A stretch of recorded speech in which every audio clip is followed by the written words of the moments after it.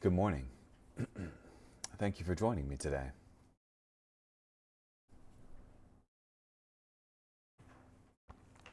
This morning we'll be in Ezekiel chapter 7, verse 1 through chapter 9, verse 11.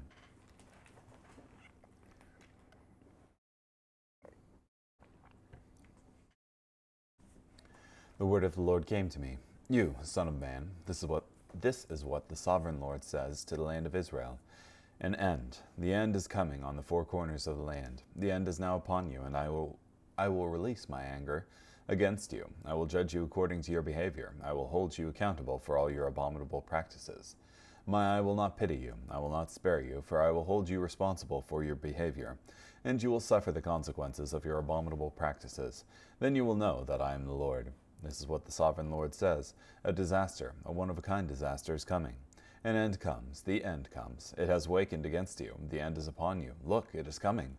Doom is coming upon you who live in the land. The time is coming. The day is near. There are sounds of tumult, not shouts of joy on the mountains. Soon now I will pour out my rage on you. I will fully vent my anger against you. I will judge you according to your behavior. I will hold you accountable for all your abominable practices. My eye will not pity you. I will not spare you. For your behavior I will hold you accountable, and you will suffer the consequences of your abominable practices. Then you will know that it is I, the Lord, who is striking you. Look, it is coming. Look, doom has gone out. The staff has budded. Pride has blossomed. Violence has grown into a staff that supports wickedness. Not one of them will be left, not from their crowd, not from their wealth, not from their prominence. The time has come. The day has struck. The customer should not rejoice, nor the seller mourn, for divine wrath comes against their whole crowd. The customer will no longer pay the seller while both parties are alive, for the vision against the whole crowd will not be revoked. Each person, for his iniquity, will fail to preserve his life. They have blown the trumpet, and everyone is ready, but no one goes to battle, because my anger is against their whole crowd. The sword is outside, pestilence and famine are inside the house. Whoever is in the open field will die by the sword, and famine and pestilence will consume everyone in the city. Their survivors will escape to the mountains and become like doves of the valleys. All of them will moan, each one for his iniquity. All of their hands will hang limp, their knees will be wet with urine. They will wear sackcloth, terror will cover them, shame will be on all their faces, and all of their heads will be shaved bald. They will discard their silver in their streets, and their gold will be treated like filth. Their silver and gold will not be able to deliver them on the day of the Lord's fury. They will not satisfy their hunger or fill their stomachs, because their wealth was the obstacle leading to their iniquity. They rendered the beauty of his ornaments into pride, and with it they made their abominable images, their detestable idols. Therefore I will render it filthy to them. I will give it to foreigners as loot, to the world's wicked ones as plunder, and they will desecrate it. I will turn my face away from them, and they will desecrate my treasured place. Vandals will enter it and desecrate it. Make the chain, because the land is full of murder, and the city is full of violence. I will bring the most wicked of the nations, and they will take possession of their houses. I will put an end to the arrogance of the strong, and their sanctuaries will be desecrated. Terror is coming. They will seek peace, but find none. Disaster after disaster will come, and one rumor after another. They will seek a vision from a prophet. Priestly instruction will disappear, along with counsel from the elders. The king will mourn, and the prince will be clothed with shuddering. The hands of the people of the land will tremble. Based on their behavior I will deal with them, and by their standard of justice I will judge them. Then they will know that I am the Lord. In the 6th year, in the 6th month, on the 5th of the month, as I was sitting in my house with the elders of Judah sitting in front of me, the hand of the sovereign Lord seized me. As I watched, I noticed a form that appeared to be a man. From his waist downward was something like fire, and from his waist upward something like a brightness like an amber glow. He stretched out the form of a hand and grabbed me by a lock of hair on my head. Then a wind lifted me up between the earth and sky and brought me up to Jerusalem by means of divine visions, to the door of the inner gate, which faces north, where the statue which provokes to jealousy was located. Then I perceived that the glory of the God of Israel was there, as in the vision I had seen earlier in the valley. He said to me, Son of man, look up toward the north. So I looked up toward the north, and I noticed to the north of the altar gate was the statue of jealousy at the entrance. He said to me, Son of man, do you see what they are doing, the great abominations that the people of Israel are practicing here, to drive me far from my sanctuary? But you will see greater abominations than these. He brought me to the entrance of the court, and as I watched, I noticed a hole in the wall. He said to me, Son of man, dig into the wall. So I dug into the wall and discovered a doorway. He said to me, Go in and see the evil abominations they are practicing here. So I went in and looked. I noticed every figure of creeping thing and beast, detestable images, and every idol of the house of Israel engraved on the wall all around. 70 men from the elders of the house of Israel, with Jezaniah son of Shaphan standing among them, were standing in front of them, each with a censer in his hand, and fragrant vapors from a cloud of incense were swirling upward. He said to me, Do you see, son of man, what the elders of the house of Israel are doing in the dark, each in the chambers of his idolatrous images? For they think, The Lord does not see us. The Lord has abandoned the land. He said to me, You will see them practicing even greater abominations. Then he brought me to the entrance of the north gate of the Lord's house. I noticed women sitting there weeping for Tammuz. He said to me, Do you see this, son of man? You will see even greater abominations than these. Then he brought me to the inner court of the Lord's house. Right there at the entrance to the Lord's temple, between the porch and the altar, were about 25 men with their backs to the Lord's temple, facing east. They were worshipping the sun toward the east. He said to me, Do you see, son of man? Is it a trivial thing that the house of Judah commits these abominations they are practicing here? For they have filled the land with violence and provoked me to anger still further. Look, they are putting the branch to their nose. Therefore I will act with fury. My eye will not pity them, nor will I spare them. When they have shouted in my ears, I will not listen to them. Then he shouted in my ears, Approach, you who are to visit destruction on the city, each with its destructive weapon in his hand.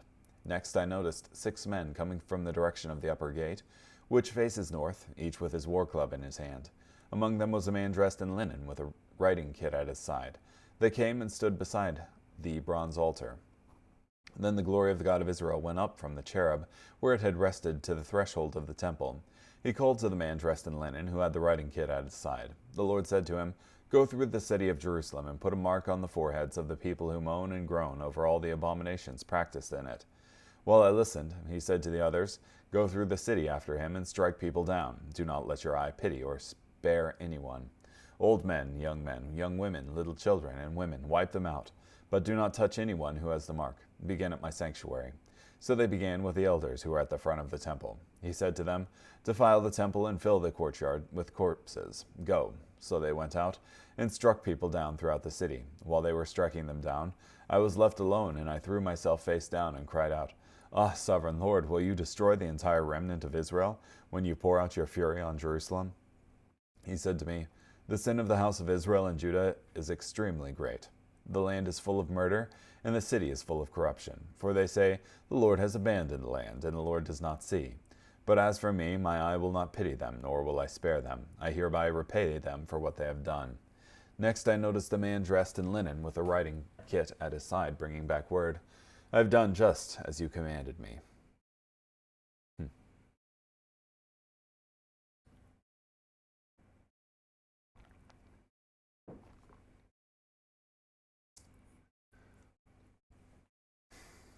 Yeah, so Ezekiel has this vision of,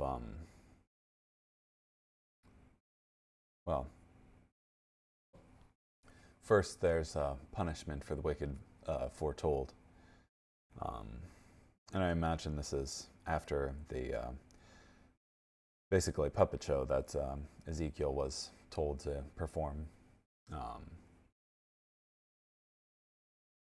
And following that, you have decree of destruction against Israel, and the temple profaned. And then while Ezekiel is sitting with the elders and talking with them, I guess, sitting in his house with the elders of Judah sitting in front of him, he sees this vision regarding the evil abominations being practiced in Israel, and the destruction to follow for that.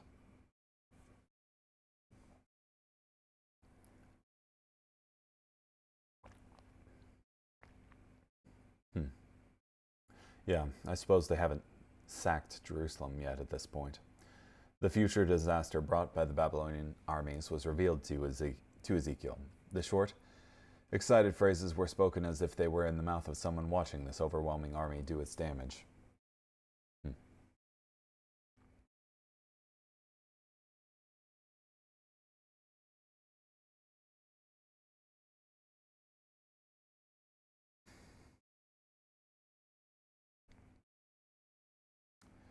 In the 6th year, in the 6th month, Ezekiel 1:2 began a series of visions beginning with in the 5th year of King Jehoiachin's captivity. This is a new time marker describing visions that happened about a year and a half later. This series of visions is Ezekiel 8 through 11. Ezekiel 8 through 11 is the record of one long vision. In the beginning of the vision, Ezekiel sees the glory of the Lord at the temple in Jerusalem. By the end of the vision, this glory will depart. They also supply us with a date corresponding to the 17th of September, 592 BC. Therefore, something more than a year after Ezekiel had received his prophetic call.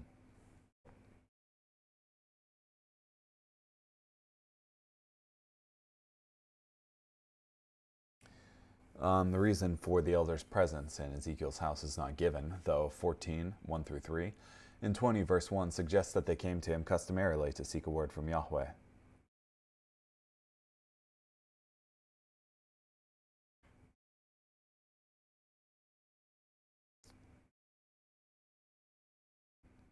In this vision that is shown to Ezekiel, he saw 4 abominations at the temple. They were probably not literal in the sense that they were happening all at the same time at the temple, and Ezekiel saw this in real time. God showed Ezekiel what was literally happening in both an outward and in a spiritual sense. The outrageous idol associated with the king, the images and censers associated with the city leaders, the weeping over Tammuz associated with the women, the worship of the sun associated with the priests. Regarding the image of jealousy that provokes to jealousy, Hezekiah removed idolatry from Judah, but his son Manasseh restored it and made it worse than ever, even putting an idol into the temple. Manasseh's son Ammon continued the state-sponsored idolatry of his father. King Josiah cleansed Judah of idolatry and burned the idol Manasseh had put in the temple. Now we see that the idol in the temple is back.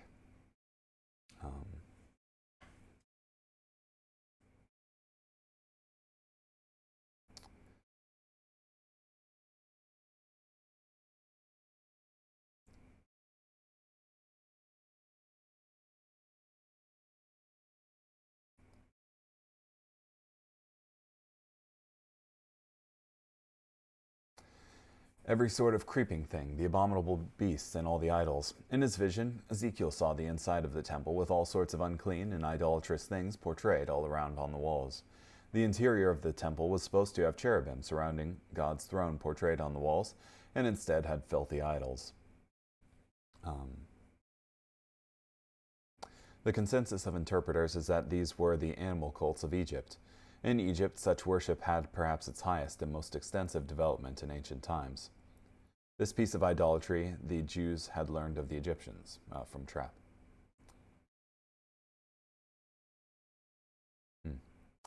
And it was shown as being endorsed by the leaders.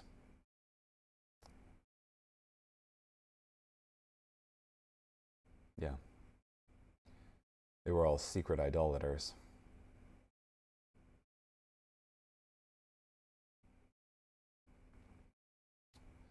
To my dismay, women were sitting there weeping for Tammuz.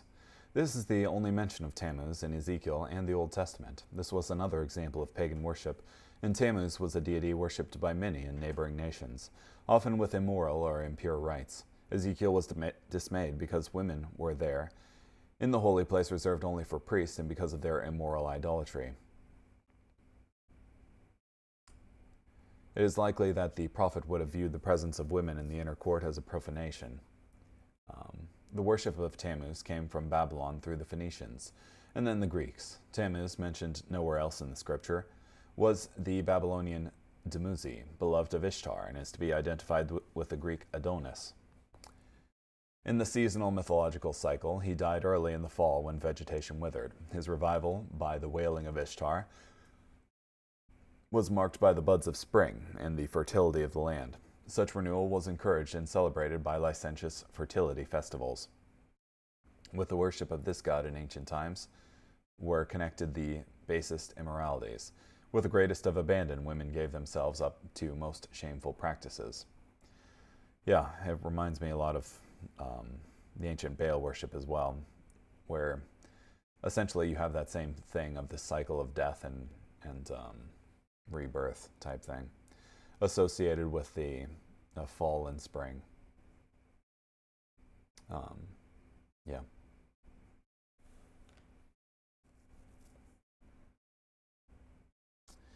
About 25 men were with their backs toward the temple, and they were worshiping the sun toward the east.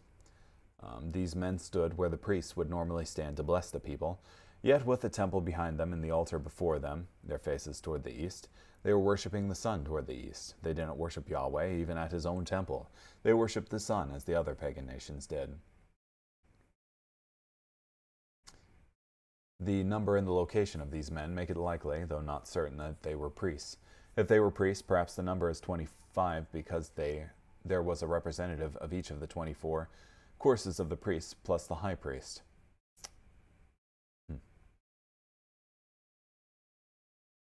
Block on the sun cult in Israel.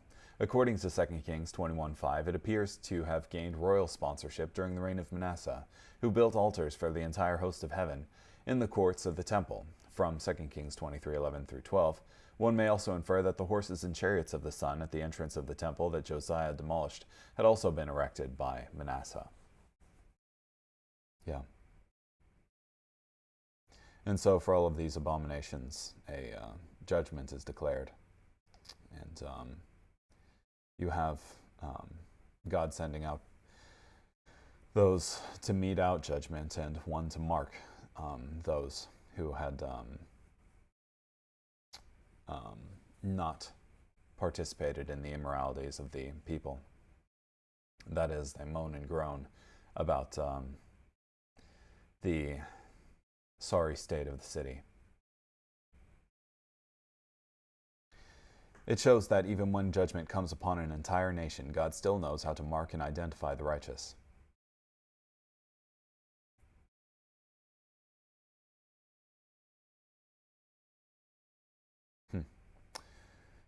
Carrying on, Hebrews chapter 5, verses 1 through 14.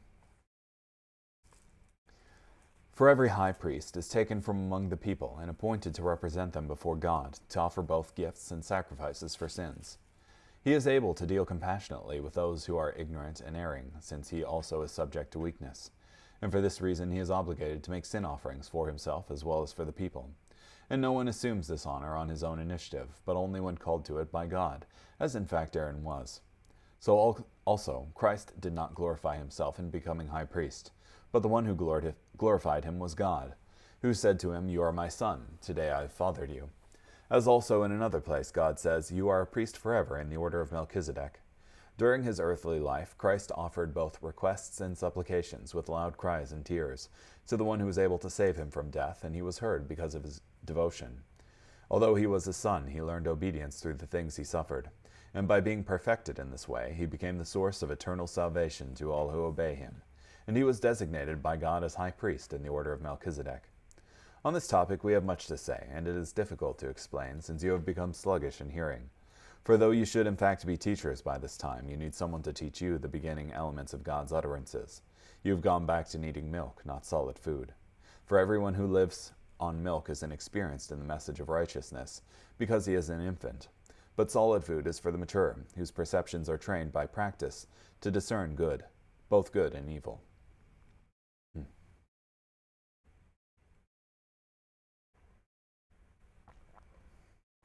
Yeah, Jesus Christ serves as our high priest forever.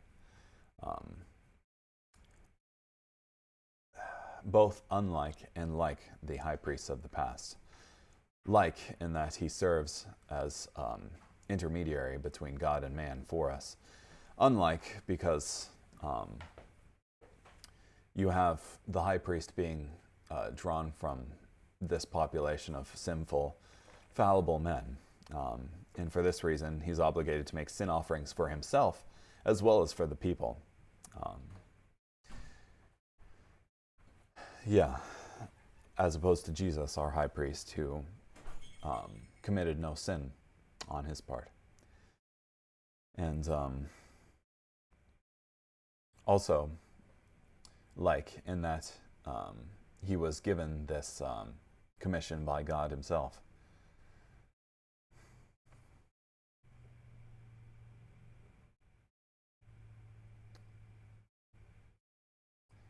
Yeah, and contrary to the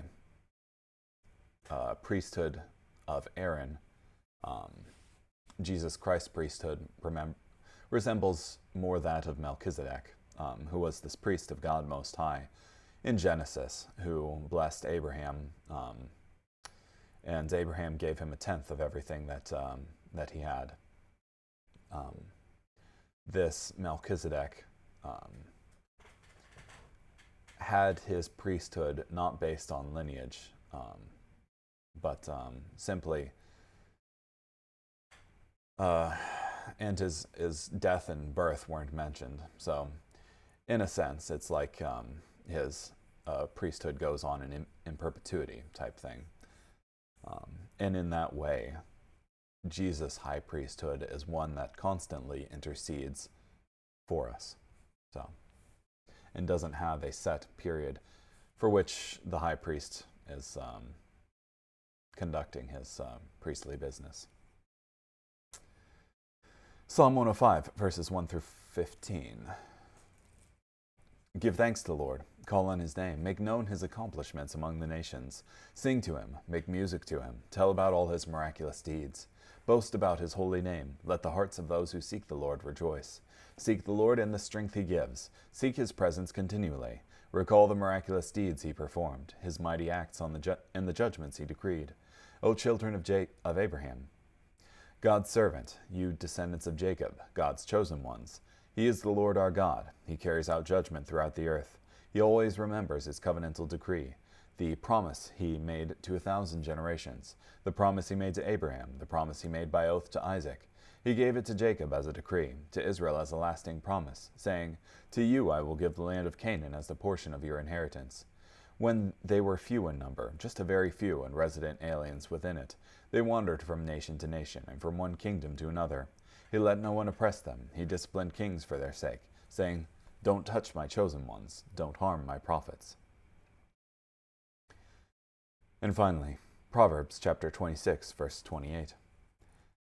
A lying tongue hates those crushed by it, and a flattering mouth works ruin.